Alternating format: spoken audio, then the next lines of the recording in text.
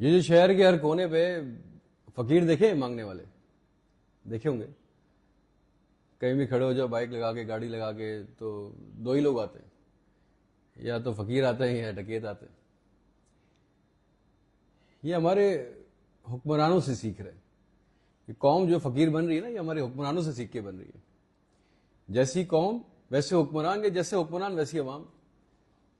سب کے ہاتھ میں کشکول پکڑا دیا, اربوں روپے کا دھندا ہے. سب کو عزت بیچ کے, غیرت ختم کر کے, خیرات بھیک مانگنے پہ, صدقوں پہ لگا دیا ہے. کیونکہ جب اوپر والے یہ کر رہے ہوں گے تو نیچے والوں کو اسی کیوں شرم آئے گی. بولیں گے جی کر رہے کرتے رہتے.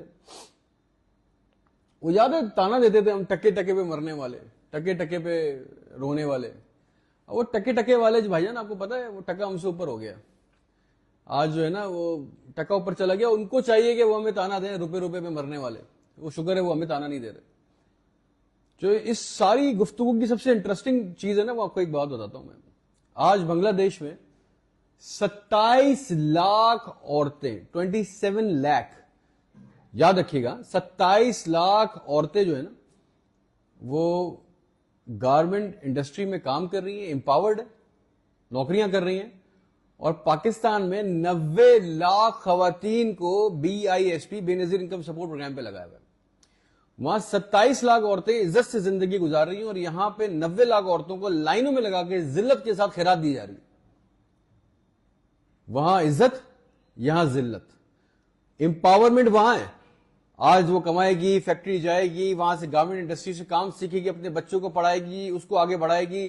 وہ کل سیکھے گا کام, انڈسٹری بڑی ہوگی, گرو ہوگی, اور ہماری عورتیں کشکول لے کے لائنوں میں کھڑے ہو کے بے نظیر انکم سپورٹ سے پیسے پکڑتی رہیں گی. پھر ان کے بچے بھی یہی سیکھیں گے, وہ بھی یہی کریں گے.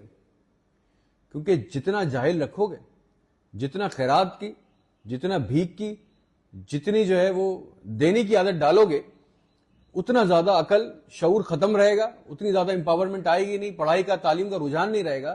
آپ یاد رکھیے گا اس نمبر کو, دوبارہ بول رہا ہوں, 27 لاکھ عورتیں آج بنگلہ دیش کی گارمنٹ انڈسٹری میں کنٹریبیوٹ کرتی ہیں, اور پاکستان میں 90 لاکھ خواتین کو بے نظیر انکم سپورٹ پروگرام پہ لگایا ہوا ہے.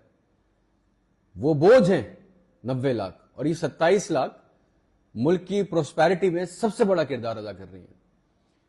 ہم بھیک مانگتے ہیں اور بھیک مانگنے والا بناتے ہیں.